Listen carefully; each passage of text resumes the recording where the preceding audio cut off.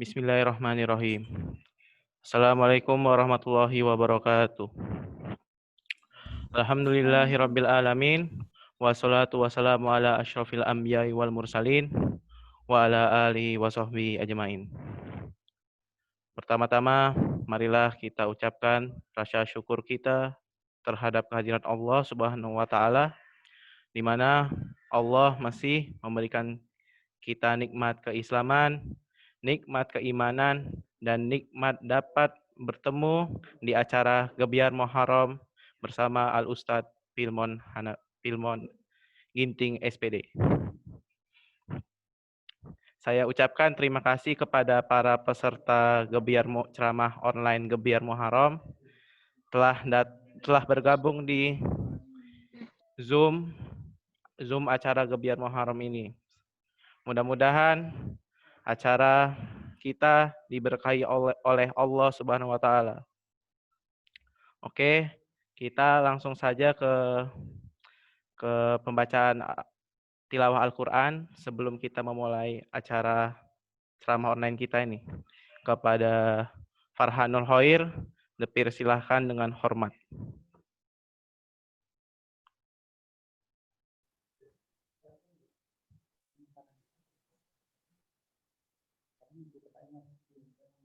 أعوذ بالله من الشيطان الرجيم بسم الله الرحمن الرحيم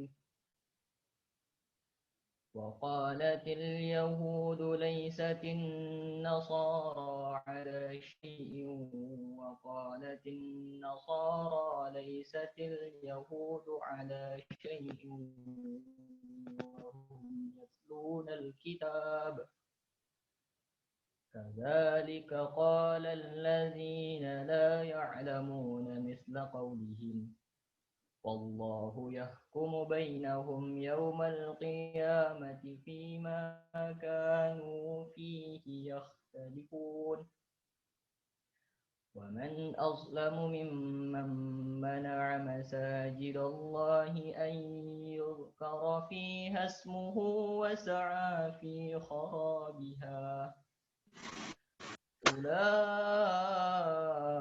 ما كان لهم أن يدخلوها إلا خائفين لهم في الدنيا خزي ولهم في الآخرة عذاب عظيم ولله المشرق والمغرب فأينما تولوا فثم وجه الله إن الله واسع عليم صدق الله العظيم. Shadaqallahul azim. Terima kasih kepada teman kita Farhanul Khair yang telah membacakan tilawah Al-Qur'an. Semoga bacaan yang dibacakan oleh teman kita Farhanul Khair dapat memberkahi acara kita selanjutnya. Oke, kita langsung ke kata sambutan yang disampaikan oleh Ustadz Ridho selaku pembina Rohis. Kepada Al-Ustadz Ridho dipersilahkan. Segala hormat.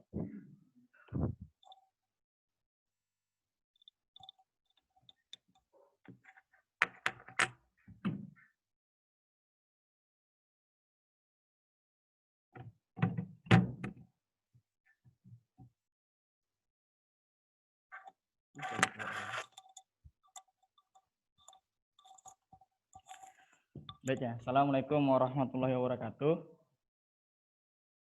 Hamdan wa syukranillah. Mari kita panjatkan puja dan syukur kepada Allah Subhanahu wa taala. Hari ini kita masih diberikan kesehatan dan kemudahan untuk bersama kembali bertatap muka via Zoom ya. Salawat dan salam mari sama-sama kita hadiahkan pada Nabi Allah baginda Muhammad Rasulullah SAW. Allahumma shalli wa sallim barik alaih. Semoga kita senantiasa tetap teguh dalam menjalankan sunnahnya. Baik ya, yang kami hormati ya, Kepala Sekolah SMA Ustadz Pilmon Ginting SPD, ya, yang kami hormati Ustadz Budi, ya, SPD selaku Wakil Kepala Sekolah Bidang Kesiswaan, yang kami hormati Ustazah Suri selaku Wakil Kepala Sekolah Bidang Kurikulum, ya. Baik ya, mari sama-sama kita doakan para pimpinan SMA tetap sehat dan tetap senantiasa istiqomah untuk membimbing kita ke jalan yang lebih baik, ya. Baik Ananda semua, ya, ini acara kita memperingati atau memperingati akan hadirnya, ya, bulan Muharram, ya, tahun baru Hijriah, ya. Jadi kalau kita mengingat bagaimana kemudian tahun baru Hijriah itu menjadi permulaan tahun bagi agama Islam, bagi agama kita, itu bagaimana kemudian diambil dari hijrahnya Rasulullah, ya. Maka hari ini mari kita ambil juga ruh, ya, ruh hijrah itu, ya. Hijrah itu bukan artinya kita berpindah tempat saja, tapi bagaimana kemudian kita lebih mengartikan hijrah itu adalah bagaimana kemudian kita berpindah dari sesuatu yang tidak baik menjadi sesuatu yang lebih baik lagi. Jadi mari kita jadikan momentum tahun baru Hijriah tahun ini sebagai perbaikan diri kita untuk menuju yang lebih baik. Yang tahun kemarin, ya, biasanya sholatnya masih 3 waktu, 4 waktu. Tahun ini tahun baru Hijriah menjadi 5 waktu. Yang sebelumnya tidak sholat di masjid, ya kan, tahun ini menjadi sholat ke masjid semuanya, gitu ya. Jadi sama-sama mari kita ambil nanti, ya, ceramah yang dibawakan oleh Ustadz Pilmon sebagai pelajaran kita untuk menuju ke perbaikan diri, lingkungan, dan keluarga kita. Ustadz kira ini saja kata sambutan dari Ustadz, ya, dan tak lupa, ya, kita ucapkan terima kasih kepada Rohis SMA Alfitian, ya, baik yang Ikhwan dan Ahad, ya, yang telah menyelenggarakan kegiatan ini, ya. Ini mengingatkan kita bahwasannya ada momen yang akan kita hadapi beberapa hari lagi, yaitu momen Muharram itu tadi. Ya, bisa jadi kalau hari ini rekan-rekan Rohis kita tidak membuat acara ini, kita lupa bahwasannya minggu depan tuh ada tahun baru Islam, ya. Tapi ketika dibuat acara ini mengingatkan kita ada tahun baru Islam, sebuah momentum berharga di umat Islam itu sendiri. Nanti akan dipaparkan oleh Ustadz Pilmon bagaimana kemudian amalan-amalan apa saja yang kemudian bisa dilakukan di tahun baru ini, dan bagaimana kemudian hal-hal perbaikan apa yang kita perbuat, insya Allah akan dipaparkan oleh Ustadz Pilmon Ginting sebagai pemateri. Wallahu a'lam bishawab, ini saja. Afwan minkum. Assalamualaikum warahmatullahi wabarakatuh.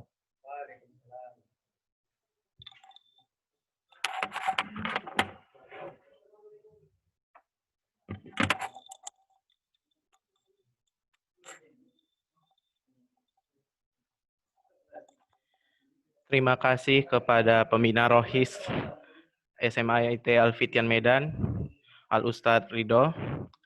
Mudah-mudahan kata sambutan yang beliau sampaikan bisa membawa semangat kita menuju waktu-waktu ke depan ceramah online kita. Oke, saya akan memaparkan dengan sedikit tentang apa itu tahun baru Islam. Nah, jadi itu tahun baru Islam itu memiliki ciri khas, yaitu hijrahnya Nabi dari kota Mekah ke Yastrib, yang otomatis nama kota Yastrib berubah menjadi kota Madinah Al-Munawwarah. Tapi untuk pembahasan selengkapnya, nanti kita langsung saja pemateri yang membawakan materinya secara detail. Oke, kita sambut pemateri kita, Al-Ustadz Pilmon Ginting SPD, selaku pemateri. Kepada Al-Ustadz Pilmon Ginting, dipersilakan secara tempat. Allahu Akbar.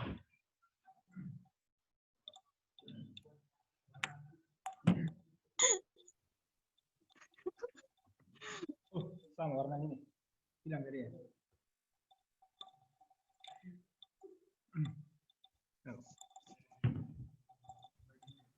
Mukanya nggak ada, Ustadz.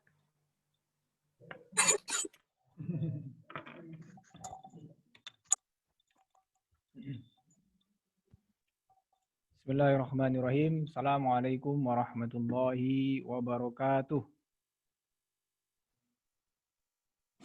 Alhamdulillahirabbil alamin wassalatu wassalamu ala asrofil anbiya'i wal mursalin wa ala alihi wa sahbihi rasulil ajmain. Anda semuanya rahmatullah subhanahu wa ta'ala. Mari kita bersyukur kepada Allah atas nikmat yang diberikan kepada kita pagi menjelang siang ini di hari Jumat, hari raya kita, hari yang penuh berkah. Mudah-mudahan Anda semuanya Allah masih memberikan kesehatan kepada antum seluruhnya, kepada orang tua kita, kepada orang-orang yang sayang kepada kita, guru-guru kita, dan mudah-mudahan keberkahan Allah selalu bersama kita.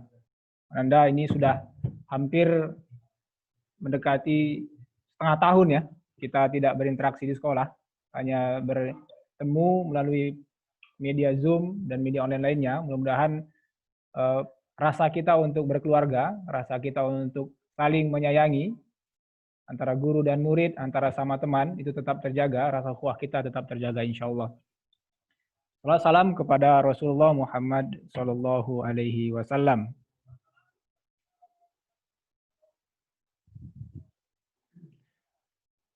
Kedua hasanah, kedua terbaik kita, mudah-mudahan Anda semuanya, antum, ana, dan guru-guru kita ada di sini menjadi orang yang teguh, ya, punya komitmen, punya semangat untuk selalu mentaati Rasulullah dalam sunnah-sunnahnya. Kemudian untuk itu jangan pernah Anda bosan untuk mempelajari sirah-sirah beliau. Ya. Minimal paling tidak sebagai seorang muslim, kewajiban kita adalah mengkhatamkan minimal 1 buku sirah. Kalau bisa lebih dari itu. Supaya apa? Supaya kita lebih memahami bagaimana sebenarnya perjalanan dari hidup Rasulullah SAW.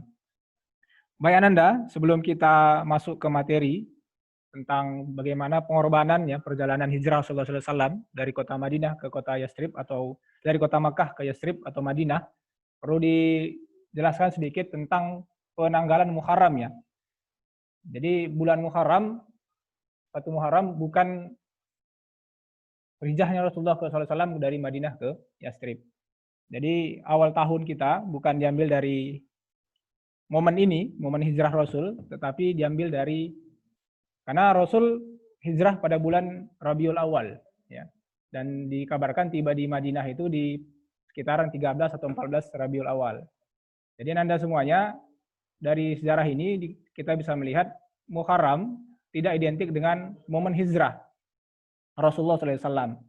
Namun semangatnya bisa kita ambil dari hijrahnya Rasul. Nah, karena materi hari ini adalah bagian dari materi hijrah, mungkin karena hijriyah ya, dikaitkan dengan hijriyah menjadi hijrah gitu ya. Jadi materinya juga pas, momennya juga tepat. Kita akan bahas itu nanti terkait sirah Rasulullah SAW. Mungkin kita perlu sedikit bahas kenapa diambil Muharram sebagai awal penentuan bulan Hijriyah. Ya, memang itu perdebatannya panjang. Di zaman Umar bin Khattab, kita sebelum itu kita mengikuti tidak menentukan mana sebenarnya awal bulan kita. Ya, berkumpullah para sahabat ingin menentukan kapan sebenarnya kita membuat mana bulan 1, 2, 3, dan sampai bulan 12. Banyak usulan, ada mengusulkan bulan Ramadan. Ya. Ada sahabat mengusulkan bulan Ramadan. Kenapa Ramadan? Karena inilah bulan yang paling mulia. Bulan yang penuh keberkahan, bulan yang penuh dengan rahmat. Ya. Tapi ini dari berbagai pertimbangan di kalangan sahabat, ini belum disetujui. Nah, usulan yang kedua disampaikan tadi, kenapa tidak ambil momen hijrah? Karena momen hijrah adalah momen ketika dipisahkannya antara hak dan batil. Antara hak dan batil. Di awalnya setujui, ya. Umar bin Khattab setuju dengan usulan ini. Tetapi ada sahabat yang mengusulkan. Nah, ketika kalau kita ambil momen hijrah, kita akan selalu mengenang bagaimana jerih payahnya, sakitnya hidup Rasulullah ketika berhijrah. Antum nanti Ustaz sedikit singgung ke belakang bagaimana sebenarnya Islam atau dakwah Islam sebelum terjadinya hijrah. Ya, karena hijrah inilah momen kebangkitan Islam, momen dipisahkan antara hak dan batil di antara 2 tempat yang berbeda, di Madinah dan di Makkah nantinya. Jadi Anda ketika diskusi ini, sahabat tidak ingin nanti ketika dia ambil Rabiul Awal sebagai awal bulan Hijriyah, dan kita selalu mengenang bagaimana Rasulullah SAW disiksa ya sebelumnya di Taif, ketika Rasulullah SAW sampaikan dakwah di Taif, ya menjelang momen hijrah, Rasul dilempari dengan batu sampai kakinya terluka. Bahkan ketika diusir disebut orang gila dan beliau berteduh di bawah pohon yang sangat rindang. Ya, doanya juga sangat sedih di situ. Jadi sahabat tidak ingin momen ini terkenang selalu, momen-momen kesedihan. Jadi mereka minta usulan lagi, akhirnya disuruhlah bulan Muharram. Kenapa Muharram? Ya karena Muharram adalah awal bulan ketika selesainya ibadah haji. Jadi itu melambangkan kebahagiaan. Ya. Jadi banyak pertimbangan, alasan-alasan kenapa Muharram dijadikan awal bulan Hijriyah.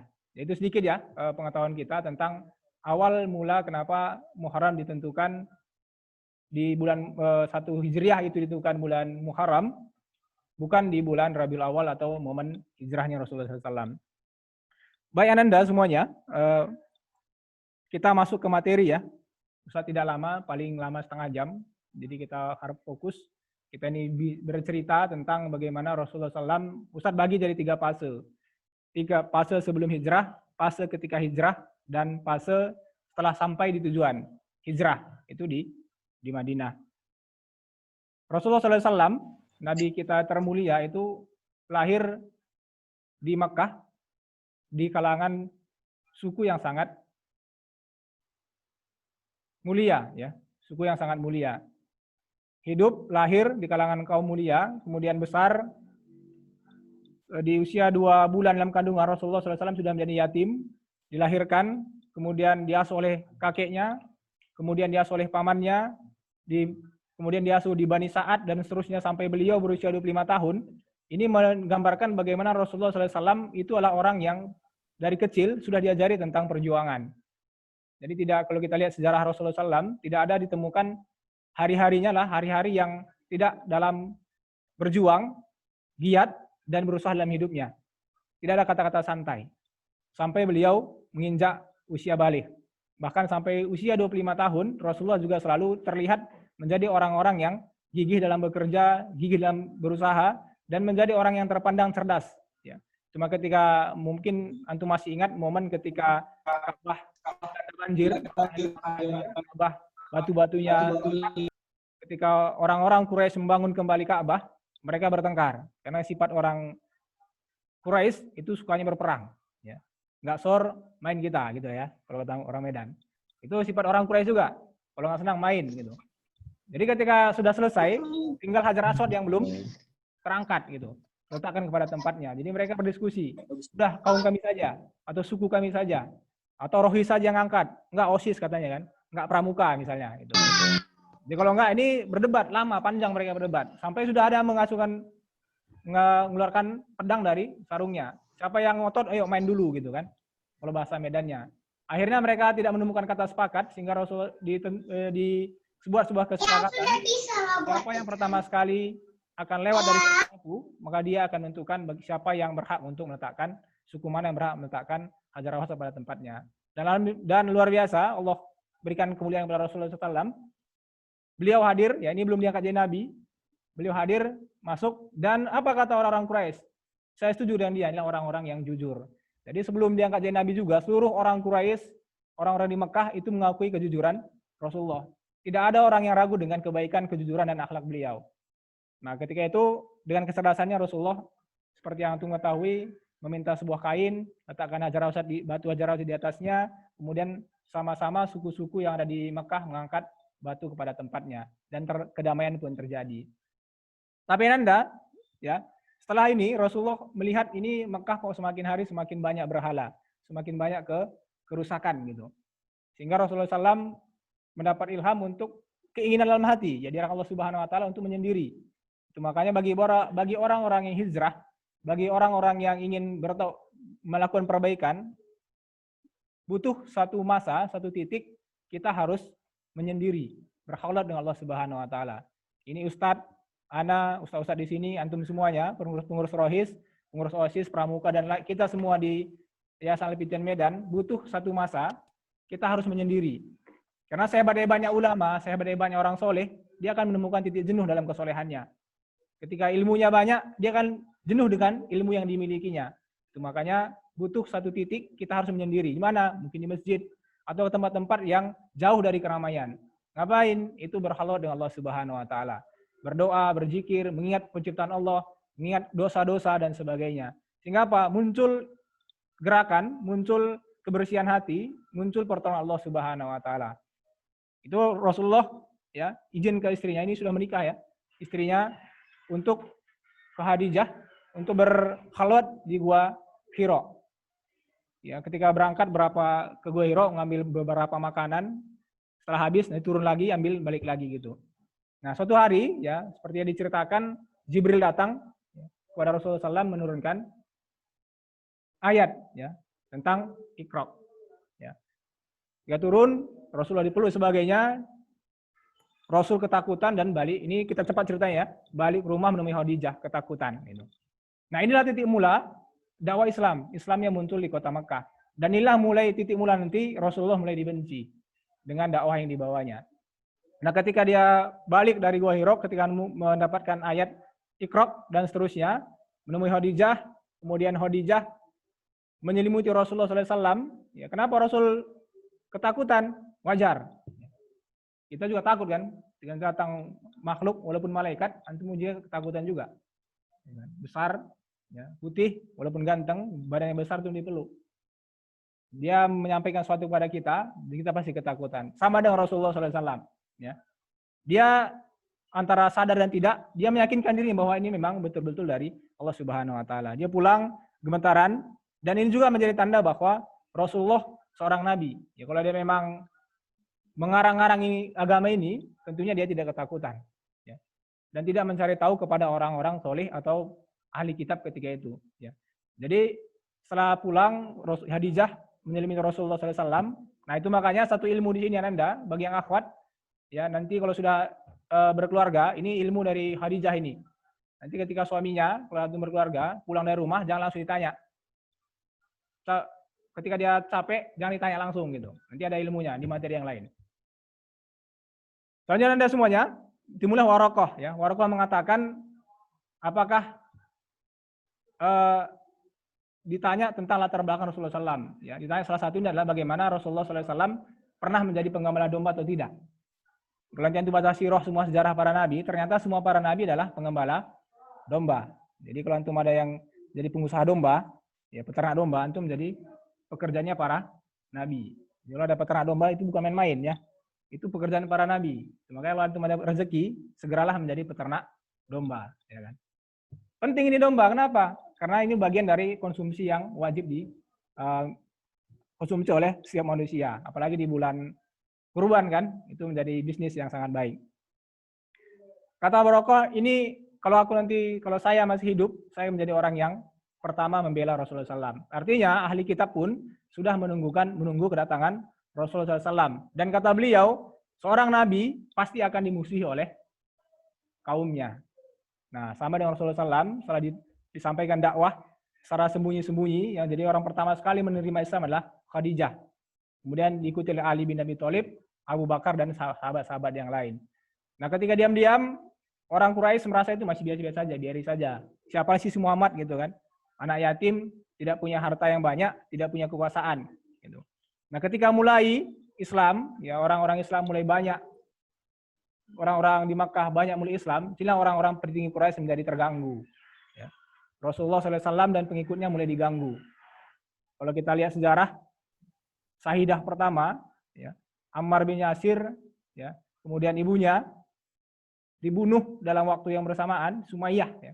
Mujahidah pertama Sumayyah, ketika diminta untuk meninggalkan dinnya Islam, maka katakan la ilaha illallah Muhammadur Rasulullah. Tetap sampai di sirah itu tombaknya dimasukkan dari mulut sampai keluar dari punggungnya. Gitu. Untuk apa? Mempertahankan iman. Jadi iman ini bukan suatu yang mudah. Kemudian di depan Yasir, ya, di depan Ammar, Yasir, ya, ayahnya Ammar bin Yasir juga dibunuh. Nah, ketika sampai di Ammar, beliau mengatakan, aku mengingkari Tuhannya Muhammad, sehingga dia pun selamat ini. Banyak penyiksaan-penyiksaan yang terjadi. Itu makanya ketika sudah banyak penyiksaan, muncul perintah hijrah yang pertama ke Habasyah, menemui Raja Najasyi. Nah, ketika sampai sana diterima, kemudian ada gelombang kedua hijrah lagi. masih ke Habasyah. Awalnya hanya berapa orang, kemudian kalau tidak salah sejarah 60 orang, baru nanti hijrahnya ketika musim haji, datanglah orang-orang dari Madinah untuk berhaji. Ketika didakwahi, kaum Aus dan Khazraj beberapa orang menerima dakwah Rasul, dan ini dijadikan duta Rasulullah SAW di Madinah untuk menyampaikan Islam. Nah, ketika Islam sudah mulai berkembang di Madinah, tersebar kabar di haji berikutnya itu sudah ramai. Ada sekitar 60-an orang lebih mendatangi Rasulullah SAW, menyatakan berbaiat masuk Islam dan siap menjadi pembela Rasulullah SAW. Nah, dengan keyakinan ini, Rasulullah yakin bahwa Madinah adalah tempat yang paling pas untuk menjadikan Islam sebagai tempat berkembangnya Islam ya di Madinah. Maka dimulailah proses hijrah ke Madinah. Ya. Nah, kalau kita lihat lagi di proses hijrah yang pertama ini sebelum Rasul hijrah, nanti kita banyak bahas tentang hijrahnya Rasulullah SAW. Nah, setelah hijrah ini, hijrah pertama ke Madinah, itu siapa yang berangkat? Salah satunya Umar bin Khattab. Yang lainnya diam-diam. Ya. Berangkat secara diam-diam, tidak diketahui siapapun, malam-malam berangkat, dan Ananda semuanya, apa yang mereka korbankan? Tidak hanya keluarga yang ditinggalkan, harta mereka tinggalkan, semuanya membawa pakaian dan bekal seadanya. Jadi kehidupan dunia itu seolah-olah tidak ada apa-apanya. Kalau mereka lihat yang berangkatlah banyak petinggi-petinggi dari Quraisy, hartanya banyak, dombanya banyak. Kalau kita lihat ke sekarang, mungkin dia punya Mercy, punya sepeda yang mahal ya, sekarang musim sepeda, itu tinggalkan semua gitu. Ditinggalkan semua di Makkah, tidak dibawa. Mungkin selama ini pakaiannya bagus, ya, sepatunya bagus, kemudian sepatu futsalnya bagus ya kan. Kalau yang suka main futsal, itu tinggalkan semua di Makkah. Ya, kenapa? Hijrahnya kepada perintah Allah hijrah, mereka berhijrah ke Madinah. Kenapa? Memperjuangkan iman. Salah satu yang berangkat siapa? Yang terang-terangan, cuma satu orang. Itulah Umar bin Khattab. Ini kalimatnya mantap ini. Ini kalau ada di sini Umar bin Khattab mantap juga kan. Kalau ada yang ingin anaknya menjadi yatim, kemudian istrinya menjadi janda, saya tunggu di balik bukit sana. Saya mau hijrah katanya kan. Ini orang begini juga diperlukan. Ya, diperlukan. Berangkatlah gelombang pertama hijrah, kemudian Rasulullah belum diizinkan hijrah. Ya. Sampai turun ayat nantinya memerintahkan Rasulullah SAW hijrah di surah Al-Baqarah 138. Di sana diperintah Rasulullah SAW untuk berhijrah. Tapi sebelum ke sana Nanda, sebelum diturunkan ayat, ternyata ada pertemuan. Ya, pertemuan orang-orang petinggi Quraisy di Darun Najah. Jadi seluruh petinggi Quraisy ini berkumpul di satu tempat namanya Darun Najah, membahas bagaimana sebenarnya kita harus menyingkirkan dakwahnya Muhammad. Karena itu sudah bahaya ini. Terlalu banyak yang mengikuti. Dan usaha kita, kekuasaan kita nampaknya akan segera tergeserkan oleh kekuasaan Muhammad. Jadi mereka rapat. Ya, di rapat parlemen itu, banyak usulan yang dimunculkan. Yang pertama, usulan bagaimana kalau Muhammad kita tangkap, kita buat ruangan yang kecil di sebelah Ka'bah, kita masukkan dia di dalamnya dan biarkan dia mati mengering di situ. Ini usulannya, ada usulan pertama. Nah, ketika usulan ini ada, dibantah oleh yang lain. Jangan begitu. Bayangkan, ini Muhammad pengikutnya banyak. Tidak hanya di Mekah, di Madinah dan beberapa tempat juga ada. Kalau kita bunuh pemimpinnya, apa yang terjadi di Mekah? Akan terjadi kerusuhan. Maka akhirnya usulan yang pertama tidak disetujui, ditolak. Atau kita usir saja dia Muhammad. Kita usir dia dari Mekah ke tempat yang lain, tempat yang jauh, sehingga dia tidak lagi mengganggu kita di Mekah. Dibantah juga. Ini Muhammad ini orangnya hebat, orangnya karismatik, punya jiwa yang luar biasa, akhlaknya sangat baik. Takutnya nanti kalau kita usir dia, ya kita usir dia dari Mekah dan kita biarkan ke Madinah, apa yang terjadi? Dia akan membuat suatu komunitas, suatu masyarakat, suatu golongan yang akan menghancurkan kita. Jadi jangan biarkan Muhammad keluar dari Mekah. Akhirnya mereka bingung, ya, bingung apa harus dilakukan. Ya, maka muncullah usulan dari Abunya Jahal, ya Abunya Jahal, bapaknya para kebodohan, Abu Jahal. Bagaimana kalau kita pilih salah seorang pemuda di antara kita yang paling kuat fisiknya, paling jago bermain pedangnya, dan kita suruh dia untuk membunuh Muhammad di tengah malam. Belah aja kepalanya gitu kalau orang Medan kan. Saking dengan Muhammad Rasulullah SAW, bagaimana cara supaya mati cepat aja gitu, Abu Jahal. Padahal Abu Jahal ini paman beliau, ya, paman dari Rasulullah SAW. Ketika usulan ini disampaikan, oh jangan, siapa yang berani mengusul, dari Bani mana kita minta untuk perwakilannya. Ya, jadi mikir lagi, oh begini saja, kita pilih semua pemuda terbaik di semua suku. Ya, kalau karena dalam aturan orang Arab, ketika salah satu dibunuh di salah satu kabilah, maka kabilahnya bisa diperangi. Jadi diusulkan kita pilih semua perwakilan suku itu memiliki, semua suku memiliki perwakilan pemuda untuk apa? Membunuh Rasulullah Sallallahu Alaihi Wasallam. Jadi pilih semua perwakilan pemuda dan ketemu. Akhirnya kalau semua yang ikut membunuh, maka tidak ada yang dihukum. Malamnya, ya, di awal Rabiul Awal itu malamnya mereka mendatangi rumah Rasulullah. Sebelum itu ternyata ada mata-mata. Ya, jadi dalam dunia sadap menyadap, ya, dunia apa namanya? Bukan mengintip. Intelijen itu udah ada zaman Rasulullah, bukan mengintip ya. Beda itu. Tapi kalau intelijen sering mengintip juga kan. Baik, mengintip untuk kebaikan gitu. Disampaikanlah berita ini kepada Rasulullah. Siangnya Rasulullah SAW mendatangi Abu Bakar As-Siddiq. Ya, Abu Bakar As-Siddiq untuk mengajak berhijrah. Sebelumnya Abu Bakar ini sudah selalu minta, Rasulullah, apakah sudah saya diizinkan untuk hijrah? Kata Rasulullah, belum. Wahai Abu Bakar, Allah sudah menentukan teman terbaikmu untuk hijrah nanti. Gitu. Jadi Abu Bakar menjadi orang yang belakangan hijrah dan dia menemani Rasulullah SAW. Nah sampai berarti ini Rasulullah, dan Rasulullah menemui Abu Bakar Siddiq dan merencanakan hijrah. Ya, hijrah. Inilah mulai awal hijrah. Di perjuangannya baru kita mulai perjuangannya ini. Ketika Rasulullah SAW menyampaikan ke Abu Bakar, maka semua ini, ya, keluarga Abu Bakar mulai dari Asma, kemudian Abdullah bin Abu Bakar, semuanya bersemangat untuk membantu Rasulullah SAW, ya, untuk berhijrah. Jadi nanti dalam pembahasan kita ini ada 4 tokoh yang akan kita bahas yang mendampingi Rasulullah. Yang pertama nanti Asma binti Abu Bakar, kemudian Abdullah binti Abu Bakar, kemudian Abu Bakar As-Siddiq sendiri, dan Ali bin Abi Thalib. Ya, nanti terakhir ketika pasca kita masuk ke tahap kedua, proses hijrahnya Rasulullah SAW. Nah, ketika ini sampai, ya, berita ini akan dibunuhnya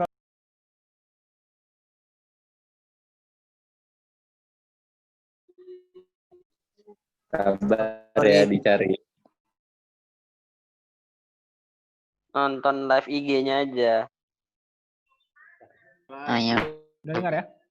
Goreng. Baik, Anda semuanya tadi kita lanjut lagi.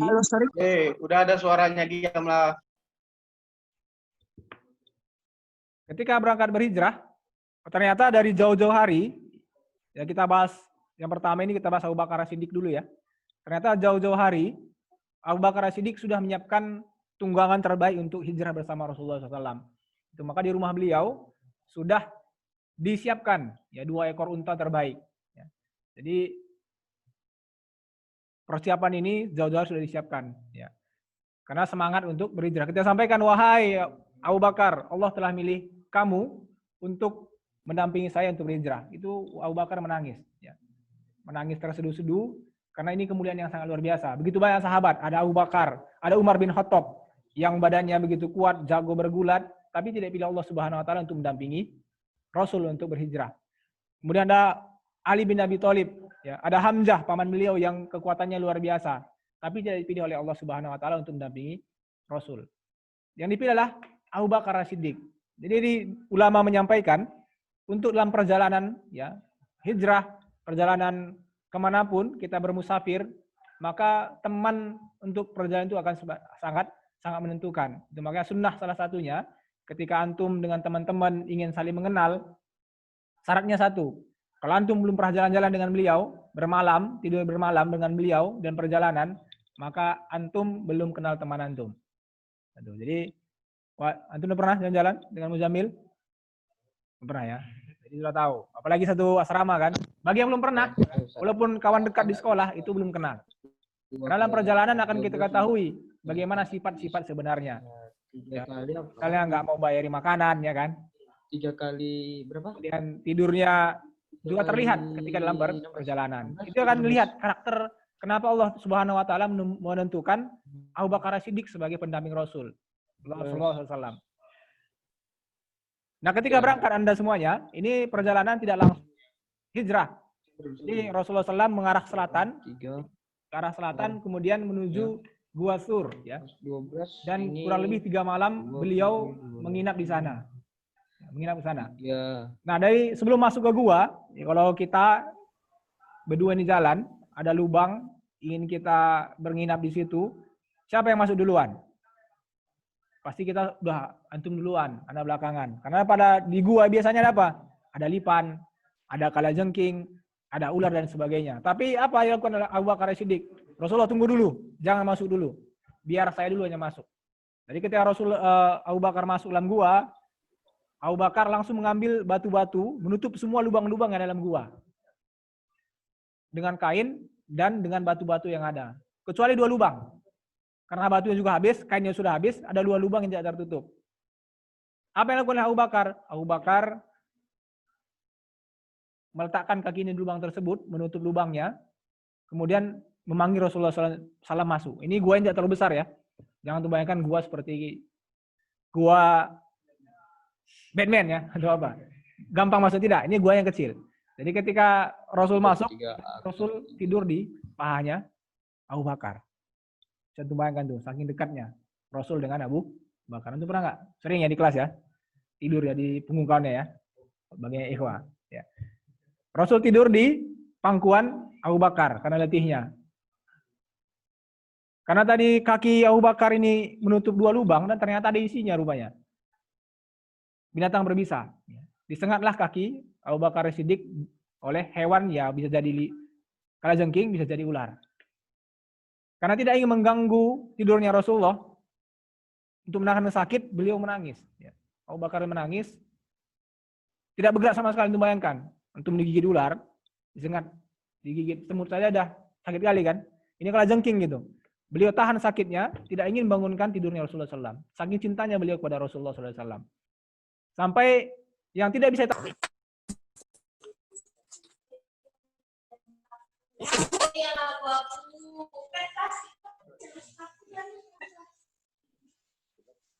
Assalamualaikum. Ada masuk lagi ya.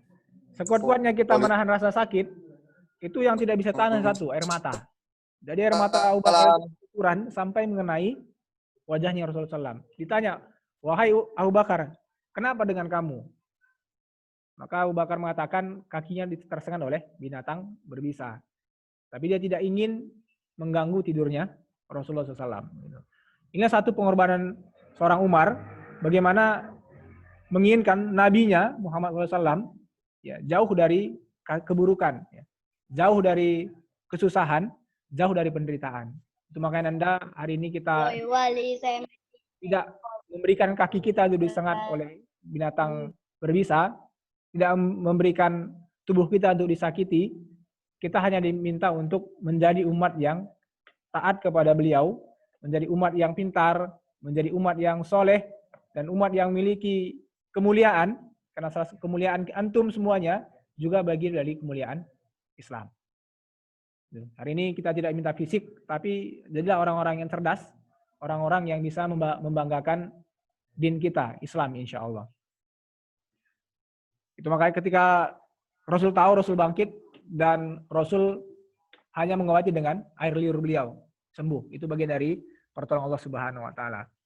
Nah, hari ketiga dalam perjalanan, akhirnya mereka memutuskan untuk berangkat, ditemani oleh yang namanya seorang yang disewa, ini ahli penunjuk jalan, ranger namanya kalau ini ya. Kalau kita jalan-jalan ke hutan, namanya ranger, penunjuk jalan, yang paham jalan menuju Madinah, tapi tidak dari jalur yang sebenarnya. Ini orangnya bukan Muslim, tapi non Muslim. Ya.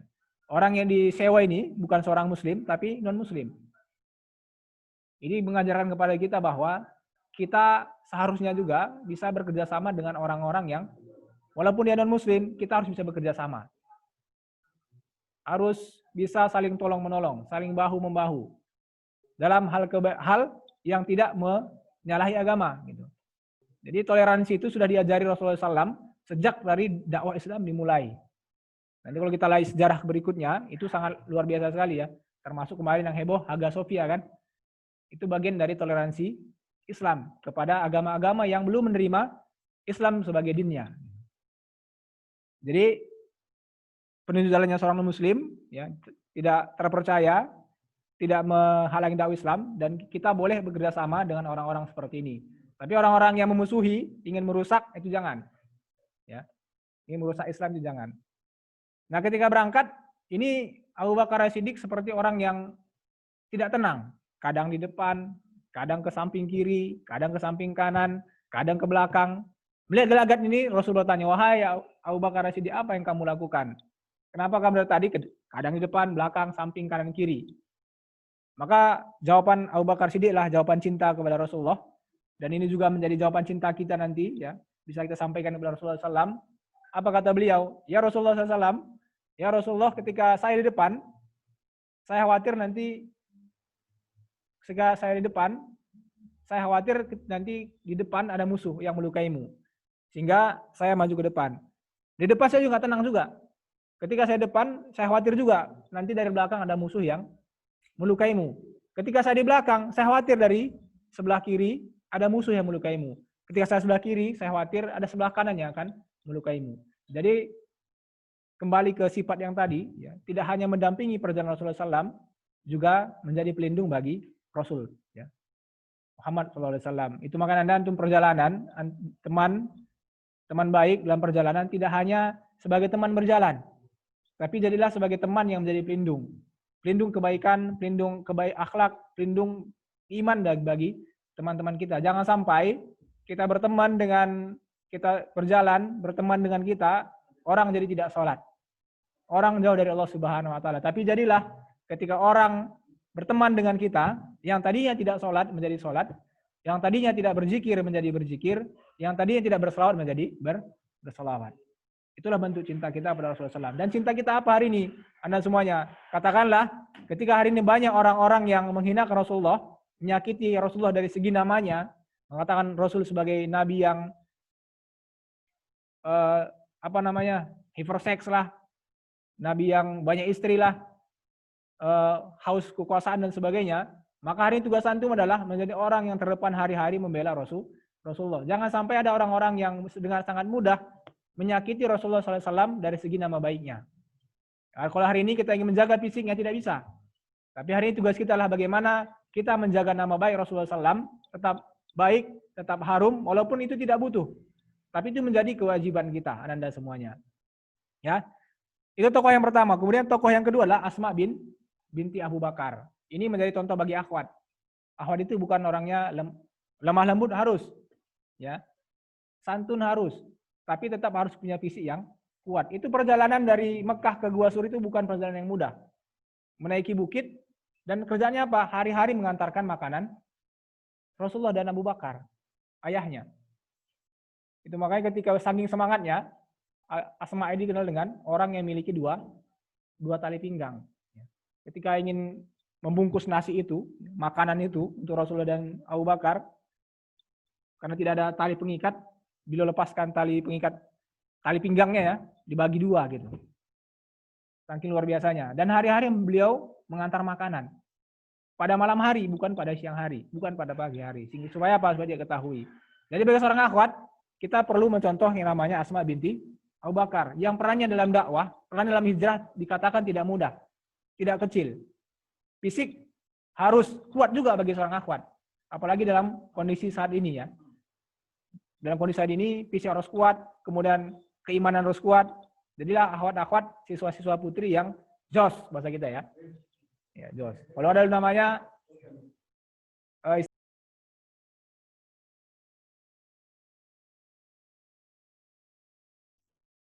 baik, kita lanjut ya.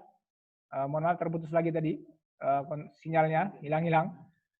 Jadi bagi akhwat, jadi mungkin nanti tugas ini ya, kalau ada waktu Anda semuanya bacalah sirah Asma binti Abu Bakar, bagaimana kejelasan beliau mendukung dakwah Rasulullah SAW. Jadi akhwat itu jangan menjadi lembut wajib, tapi jangan menjadi akhwat yang lemah, harus tetap kuat. Walaupun saya saksikan hari ini, akhwat-akhwat di Al-Fityan itu menjadi akhwat yang kuat, terutama di hafalannya. Ya. Kalau mendengar laporan hafalan di akhwat, itu sangat berbangga. Ikhwah berbangga juga gitu. tapi berbangga dengan penuh pertolongan. Ya. Kemudian nanti ikhwah juga lebih semangat lagi menghafalnya. Kalau akhwat, karena memang ada Ustadz baca dalam sebuah kajian untuk sebuah kebangkitan, yang perlu dibangkitkan pertama sekali adalah kaum akhwatnya, kaum putrinya. Dan hari ini Ustadz saksikan di mana-mana, lembaga-lembaga tahfiz, lembaga-lembaga penghafal Quran itu diisi oleh lebih banyak akhwat daripada ikhwan. Dan mudah generasi nanti menjadi generasi yang akan membawa Islam kepada kejayaannya kembali, insya Allah, amin. Yang ketiga, Anda semuanya, Abdullah bin Abu Bakar. Kemudian kembali ke Gua Sur menyampaikan hasil dari apa yang dilihatnya. Besok demikian, sampai beliau menyatakan boleh Rasulullah SAW untuk melanjutkan hijrahnya. Jadi seorang pemuda juga hari ini Anda semuanya jangan menjadi orang yang berdiam diri untuk mendakwahkan Islam, memuliakan Islam. Jadilah orang yang berkontribusi dengan apa? Jadilah menjadi pribadi-pribadi yang baik, pribadi-pribadi yang soleh, dan kalau bisa menjadi pribadi yang mensolehkan orang lain. Terakhir, sebelum ke fase ketiga, tokoh yang mau kita bahas adalah Ali bin Abi Thalib. Ya, ini seorang sosok yang sangat mirip dengan Rasulullah SAW. Itu makanya ketika Rasul berhijrah, yang menjadi tameng hidup yang menggantikan Rasulullah tempat tidur adalah Ali bin Abi Thalib. Ini juga bentuk kecintaan pada Rasulullah SAW. Ali tidur, resikonya apa?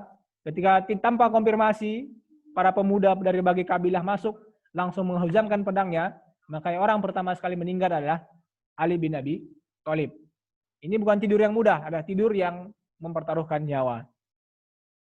Ini fase hijrahnya. Ya, dalam perjalanan panjang, kurang lebih 2 minggu dalam perjalanan Rasulullah SAW untuk sampai di Madinah. Ketika hampir sampai di Madinah, Rasul tidak langsung ke Madinah, tapi beliau berhenti dulu di sebuah daerah, saya lupa namanya, mendirikan sebuah masjid. Abua ya, Abua, Surah Sadepri, daerah Abua untuk mendirikan masjid. Ketika Rasulullah SAW ingin mendirikan masjid, mencari tempat, ternyata ada tempat 2 anak yatim. Rasulullah SAW ingin membayar, tapi anak yatim ini mengatakan tidak usah, ini serahkan saja kepada Rasulullah. Bayangkan Anda semuanya, dalam kondisi susah, kondisi yatim sekalipun, dia tetap ingin berkontribusi dalam kebaikan. Tidak mengharapkan harta duniawi. Walaupun Rasul akhirnya membayarkan tanah ini, kalau tidak salah dengan 10 dirham yang tidak salah, harga yang diberikan, tapi uangnya bukan uang Rasul. Ya, bayangkan Abu Bakar tadi sudah menemani perjalanan, menyiapkan kendaraannya, kalau sekarang Mercy mungkin mobilnya, yang membayari tanah juga Abu Bakar. Sehingga kurang lebih 3-4 hari Rasulullah di sana, baru sampai di kota Madinah dengan selamat, disambut dengan nasyid. Apa nasyidnya? Tola'al badru alaina, dan seterusnya ya. Selamat datang pembawa cahaya. Nah, ini sampai di Madinah. Kisah yang Ustadz bahas tadi sampai di tempat izin adalah bagaimana kisah antara kaum Muhajirin dan kaum Ansor. Yang paling mau kita bahas adalah kisah seorang sahabat bernama Abdurrahman bin Auf. Ya, Abdurrahman bin Auf. Apa yang mereka lakukan? Kenapa ini jadi penting? Ketika Abdurrahman melihat Madinah, ini jiwa pedagangnya sangat luar biasa. Ustadz doakan yang hadir meeting Zoom hari ini. Ini meeting Zoom nama itu apa ini? Tausiah Zoom ya. Ceramah online ya. Ceramah online hari ini. Saya doakan mudah-mudahan semua di sini paling tidak ada 50 orang menjadi pengusaha. Sehebat Abdurrahman bin Auf ya. Kenapa ini penting? Karena dakwah kebaikan Islam ya juga membutuhkan orang-orang yang kaya.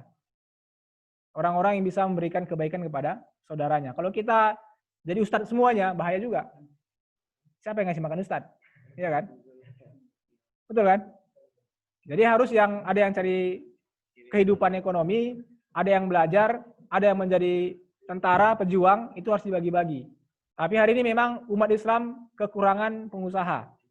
Jadi jangan hanya berpikir kuliah saja Nanda, tapi berpikirlah menjadi seorang pengusaha. Mudah-mudahan tahun ini yang hadir meeting Zoom hari ini, minimal 50 orang menjadi pengusaha besar, insya Allah. Amin. Nah, ketika itu Ansor menawarkan, wahai saudaraku, ya, wahai saudaraku, aku punya toko kalau bisa kita ya, ada ruko tuh banyak di Pajak Melati ya. Kalau sana mungkin di Madinah, kalau kita di Pajak Melati. Ya. Ini misalnya Muzamil datang mengatakan, wahai saudaraku, ya. Siapa ini? Kita buat contohnya. Hanif ya. Nip, aku punya ruko di Pajak Melati 20. Pilih aja yang mana kau suka ambil gitu kan. Itulah bahasa orang Aceh kepada Abdurrahman bin Auf. Aku juga punya kebun. Sawitku itu ada 100 hektar di sana itu. Kalau mau ambil aja gitu. Ya, kemudian istriku ada 4 katanya. Ini bahaya ini kan. Sekarang nggak usah lagi. Ini nggak boleh sekarang. Tapi itulah saking cintanya kepada saudara, dia punya 4 istri. Kau pilih mana yang antum pilih mana yang paling disukai dari 4 ini. Akan kuceraikan dan habis masa iddahnya silahkan kau nikahi katanya. Luar biasa ya. Bisa nggak? Bisa ya? Kalau banyak duitnya bisa. Ada duitnya nggak bisa juga kan? Itu yang dilakukan anda semuanya ya. Oleh orang Ansor kepada orang-orang Muhajirin. Saling berbagi, saling menolong. Nah itu makanya salah satu nanti ciri kebangkitan Islam sudah dekat ketika sudah makin banyak orang yang berukhuwah dengan baik. Ya. Apa istilahnya? Itsar ya. Sudah melakukan itsar dengan sempurna. Ya, itsar. Jadi apa yang dimiliki itu lebih baik dimiliki oleh saudaranya. Mendahulukan saudara dalam urusan-urusan duniawi, tidak dalam urusan ibadah. Kalau ibadah kita fastabiqul khairat, berlomba-lomba. Tapi dalam urusan dunia, kita mendahulukan saudara kita untuk merasakan nikmatnya. Gitu. Sehingga tidak lama kota Madinah, karena berkumpul orang-orang seperti ini, saling berbagi, saling tolong-menolong, saling menguatkan, kota Madinah menjadi kota yang paling sejahtera, paling nyaman, paling aman, paling kuat. Makanya kalau sifat itu belum ada di kita, mulai hari ini kita berusaha mohon tolong kepada Allah, mempertolong Allah Subhanahu wa taala agar sifat itsar ini diinstal dalam diri kita, ya. Dijadikan karakter kita. Sehingga apa? Semakin banyak orang-orang seperti ini, yakinlah Anda semuanya, kebangkitan Islam, kejayaan Islam akan segera kembali di tanah air Indonesia, di dunia pada umumnya insyaallah. Siap ya? Itu makanya besok nanti kalau sudah selesai COVID ini, kita doakan cepat selesai COVID-nya, antum sudah masuk, yang kita lihat nanti di sekolah, orang-orang yang itsar, saling mendahulukan. Ya. Makan duluan kan, jadi nggak makan-makan ya kan, udah antum duluan gitu. Jadi antri makan ikhwah, tidak lagi yang motong antrian. Ya. Nunggu Ustadz Budi ngambil makanan, terjadilah pemotongan antrian gitu ya, dengan mengandalkan mata melotot, ya kan, kepada adik-adiknya. Itu nggak lagi nanti. Yang adalah bagaimana mendahulukan saudara-saudaranya gitu. Mungkin itu aja Nanda ya. Kisah ya, karena kemarin Ustaz lihat materinya perjuangan hijrah ya, tentang hijrah. Tapi kemarin dikirim playernya tentang dibalik pengorbanan ya. Jadi materi semalam Ustaz ganti materinya. Cuma baca buku tadi berapa, baca referensi dan materinya diubah. Mungkin pengorbanan dilakukan adalah pertama, tetap ada 3 ya. Pengorbanan fisik itu tetap akan dituntut bagi antum yang hijrah. Hijrah dalam konteks sekarang adalah hijrah dari perbuatan yang tidak baik ke arah yang baik. Fisik akan tetap dituntut. Kemudian harta akan tetap dituntut. Kemudian pemikiran akan tetap dituntut untuk dikorbankan. Jadi ketika kita berhijrah, apa yang dihijrahkan? Pikiran, hati, apa tantangannya? Sangat banyak tantangan dalam hijrah. Tantangan dari diri sendiri. Ya. Kemarin ada seorang artis hijrah, udah ceramah sana kemari, ternyata tidak tahan. Tidak bisa mengalahkan dorongan nafsunya. Itu makanya ketika antum sudah mulai berhijrah, berkumpullah dengan orang-orang yang berhijrah juga, orang-orang yang soleh dengan Allah Subhanahu wa taala. Kemungkinan kalau antum hijrah ini gampang oleh Al-Fitian, karena orang tua mendorong semua untuk berhijrah. Banyak saudara-saudara kita ya kemarin berapa mu'alaf ya dari kalangan putra-putri itu ketika berhijrah taubat kepada Allah Subhanahu wa taala juga memiliki tantangan yang banyak. Kalau antum saya pikir tidak. Kalau antum berhijrah dengan sempurna, itu akan didorong habis-habisan oleh orang tua. Jadi tantangan dari orang tua juga tidak terlalu berat. Yang paling berat adalah semuanya ketika antum berhijrah, itu tantangan dari teman-teman. Ya. Soleh ya kan, sudah sholat rajin sekarang ya gitu kan. Kemudian banyak hal dari teman-teman. Diajak tempat-tempat yang mungkin tidak baik, diajak untuk melakukan hal-hal yang melalaikan dari kebaikan, itu akan terjadi. Dan itu tantangan yang paling berat. Terakhir ada penelitian di Amerika, kita ini akan sangat terpengaruh oleh orang-orang yang berinteraksi dengan kita. Akan sangat terpengaruh. Ketika antum berkumpul 1 bulan saja dengan orang-orang yang memiliki karakter yang baik, insya Allah sebulan antum menjadi memiliki karakter yang baik.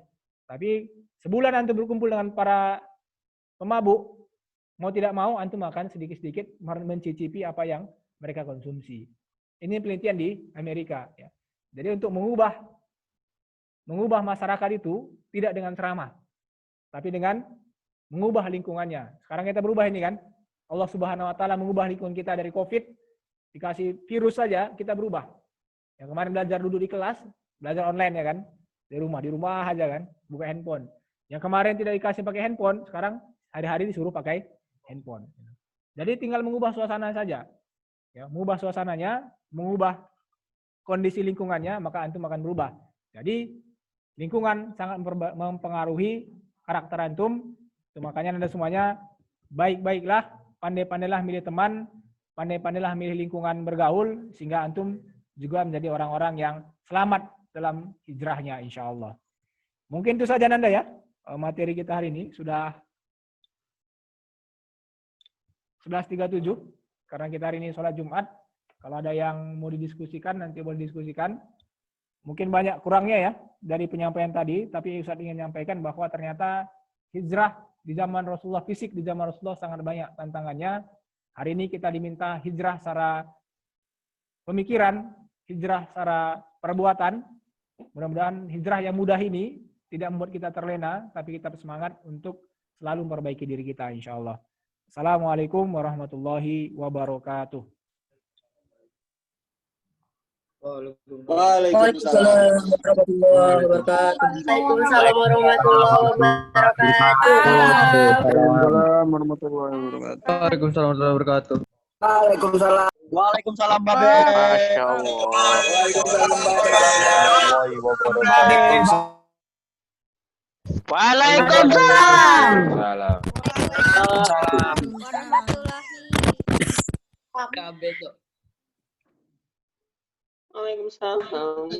Masya Allah. Terima kasih kepada pemateri kita Ustadz Filmon Ginting SPD yang telah menyampaikan materi dengan luar biasa semangatnya. Mudah-mudahan ilmu yang Ustadz Filmon sampaikan menjadi manfaat bagi kita semua. Oke, langsung saja kita ke sesi pertanyaan. Bagi teman-teman yang ingin diberitahukan kepada teman-teman dan adik sekalian untuk yang ingin bertanya silahkan angkat tangan atau chat kepada host. Jika diizinkan silahkan bertanya langsung dengan kamera serta di-unmute-kan dan bisa juga bertanya melalui chat.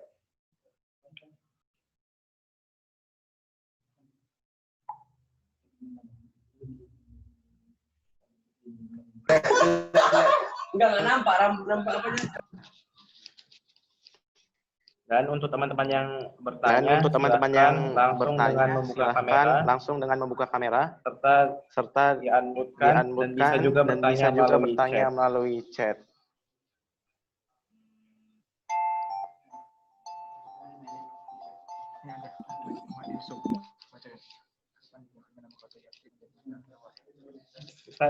Ustaz, ini ada pertanyaan yang bertanya.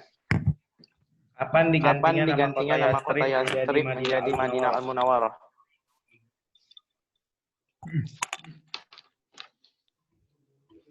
Baik, pastinya Ustaz tidak tahu ya tanggal berapa, kapan diganti menjadi dari Yastrib menjadi kota Madinah. Karena Yastrib ini kan artinya kota yang penuh kesusahan.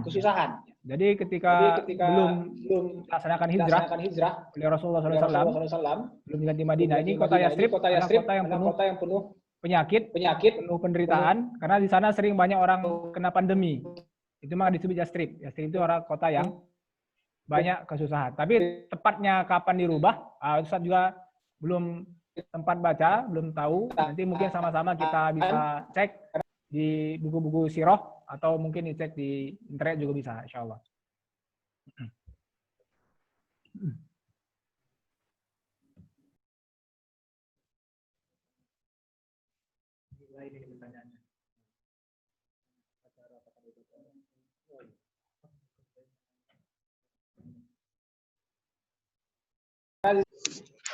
Ustadz Firman, ini ada teman kita yang bertanya. Assalamualaikum. Waalaikumsalam. Saya mau nanya, Bagaimana caranya mengajak orang tua untuk berhijrah? Baik, alhamdulillah. Dari siapa tadi? Dari Maulia Pratidina. Baik, dari Kak Maulia, bagaimana caranya kita mengajak orang tua berhijrah ya? Yang pertama, Nanda, yang tadi dalam sirah disebutkan, memang dakwah Rasulullah pertama sekali terima oleh keluarga dekat beliau, istri beliau, kemudian keponakannya Ali bin Abi Thalib, ya. Caranya memang bervariasi ya. Tapi di dakwah yang kita rasakan sekarang, yang paling sulit mendakwahi adalah keluarga kita sendiri. Kenapa? Yang pertama, kalau ke orang tua, itu kita dianggap sebagai masih anakan. Yang memang anak ya. Yang mungkin pengalamannya belum sebanyak orang tua. Dan kita memang tidak boleh mengajari orang tua. Menceramai orang tua nggak boleh. Kita akan tiru caranya Hasan dan Husain ketika mengingatkan orang yang sedang salah berwudu. Nah, ketika dalam masjid, Hasan dan Husain melihat seorang ayah, seorang bapak, terlihat salah wuduknya. Hasan dan Husain mengatakan, Pak, wuduknya salah, tidak begitu. Bapak salah, wuduknya salah. Harusnya begini, Pak, tidak. Tapi Hasan dan Husain bertanya kepada bapak tadi, Pak, tolong lihatkan wuduk kami, apakah wuduknya sudah benar atau masih salah. Nah, ketika dilihat, bapak tadi sadar, ternyata wuduk yang dilaksanakan tadi yang salah, bukan wuduknya Ali, Hasan, dan Husain. Jadi caranya Nanda, janganlah kita menjadi menggurui orang tua, itu tidak boleh. Akan sulit dan tidak akan terterima. Tetapi jadi anak yang bertanya, ya bagaimana caranya supaya kita keluarga masuk surga misalnya. Nah, itu kan. Nanti kan ayah berpikir, orang tua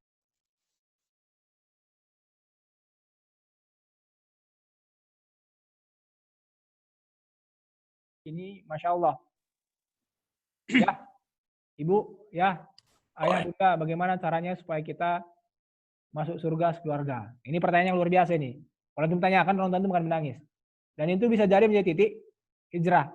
Tapi ingat, syarat untuk mengajak hijrah orang tua, jangan pernah menggurui. Tapi setiap kali ingin mengajak, selalulah bertanya. Ya. Mungkin ada kisah-kisah, ada yang menitipkan buku, membelikan buku ke orang tuanya, dan sebagainya.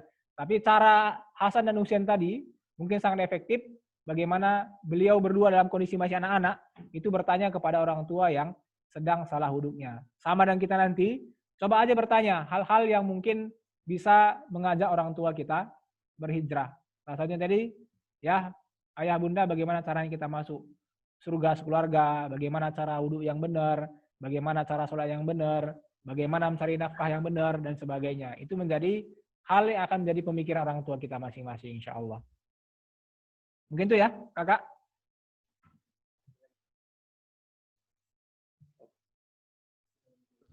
Oke, satu teman kita lagi dari Ikhwan, namanya Al-Ghazi. Saya ingin bertanya, bagaimana cara kita ada dalam mengatasi atau meminimalisir pelaku kejahatan di teman kita, sedangkan negara kita tidak menerapkan hukum Islam. Dari Ikhwan namanya Al-Ghazi. Terima kasih Bang Goji tentang penerapan bagaimana cara tingkat kriminalitas, tingkat kejahatan atau tingkat kemaksiatan ya. Yang pertama, negara kita sudah menerapkan sebagai hukum Islam dalam mengatasi atau meminimalisir pelaku dari Ramawidya.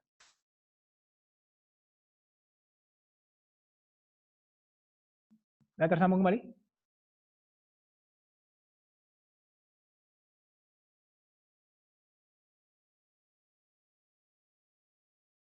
Ya.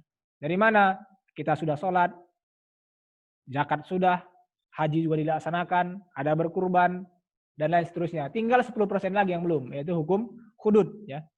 Hukum secara ketatanegaraan. Ya. Makanya Hukum hudud belum.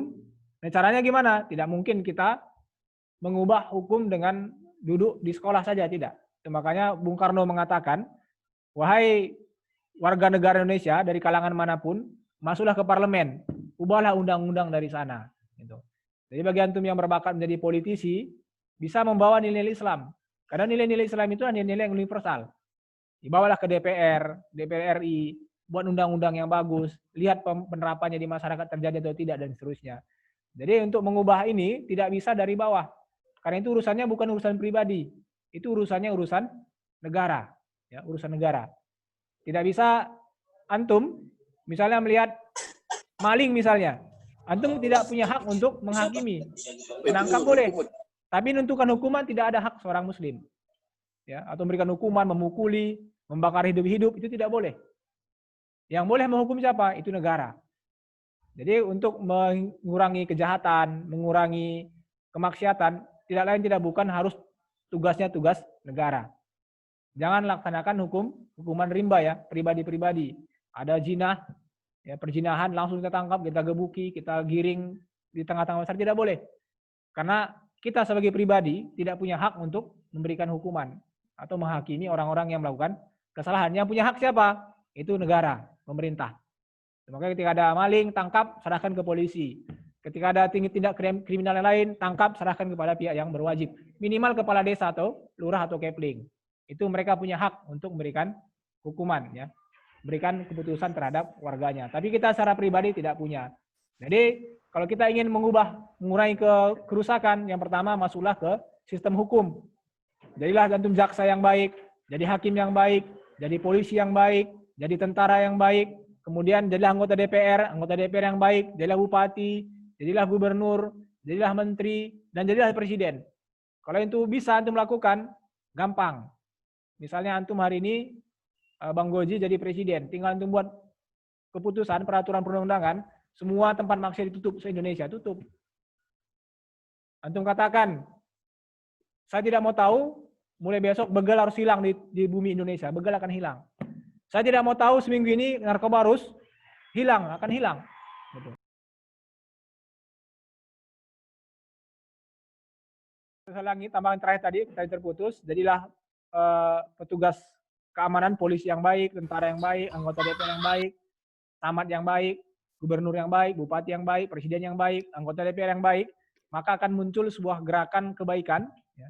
Tinggal buat saja DPR buat undang-undang, disetujui pemerintah atau pemerintah usul undang-undang tentang hal-hal yang mungkin bisa mempermudah, mempercepat kebaikan, itu akan sangat-sangat mudah, ya, untuk kita laksanakan. Jadi untuk 90% Anda semuanya, kita sudah menerapkan hukum Islam di Indonesia secara ibadah, muamalah sudah, tinggal saja mungkin hukuman, ya, hudud tadi yang belum dilaksanakan dengan sempurna.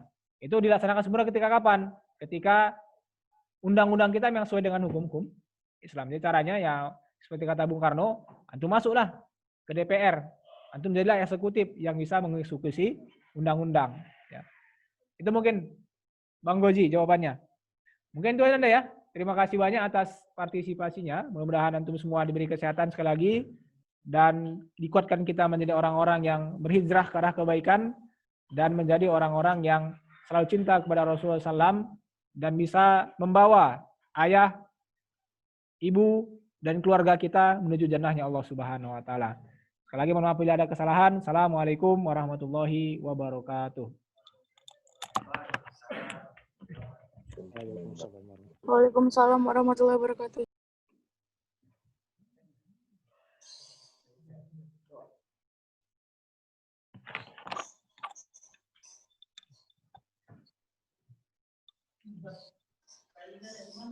Oke, terima kasih kepada teman-teman dari Akhwat dan Ikhwan yang tadi sudah bertanya. Pertanyaannya semua mudah-mudahan terjawab.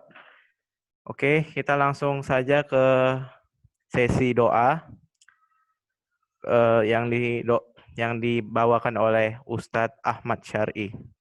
Kepada Al Ustadz Ahmad Syar'i dipersilakan.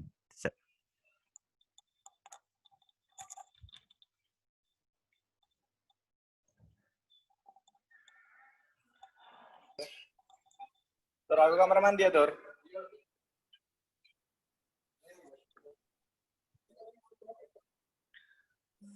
Assalamualaikum warahmatullahi wabarakatuh. Bismillahirrahmanirrahim. Alhamdulillahi rabbil alamin. Wassalatu wassalamu ala ashrafil anbiya'i wal mursalin wa ala alihi wa ashabihi ajma'in. Allahumma salli wa sallim wa barik ala sayyidina Muhammad wa ala ali sayyidina Muhammad. Allahumma ighfir lana dhunubana wa liwalidina warhamhum kama rabbawna shighara wa li ajdadina wa li jaddatina wa li masyayikhina wa li jami'il mu'minina wal mu'minat wal muslimina wal muslimat al ahya'i minhum wal amwat bi rahmatika ya arhamar rahimin. Allahumma nawwir qulubana binuril Qur'an wa nawwir qulubana binuri hidayatik wa nawwir qulubana binuril ilmi wal iman. Allahumma inna nas'aluka ilman nafi'a wa rizqan halalan tayyiba wa amalan mutaqabbala. Allahumma arinal haqqa haqqan warzuqna ittiba'ah wa arinal batila batilan warzuqna ijtinabah. Rabbana anfa'na bima 'allamtana alladzi yanfa'una wa zidna 'ilma walhamdulillahi ala kulli hal. Allahumma ij'al hadza jam'ana jam'an marhuma wa tafarruqana min ba'dihi tafarruqan ma'suma bi rahmatika ya arhamar rahimin. Allahumma inna na'udzubika minal barasi wal junun wal juzami wa min sayyi'il asqam. Rabbana atina fid dunya hasanah wa fil akhirati hasanatan wa qina adzaban nar. Wa sallallahu wa sallam alaihi walhamdulillahi rabbil alamin. Assalamualaikum warahmatullahi wabarakatuh.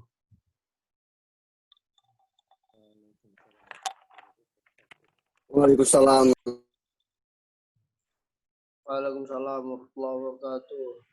Terima kasih kepada guru kita, Al-Ustadz Ahmad Syar'i yang telah membawakan doa penutupan ceramah online bersama Ustadz Pilmon.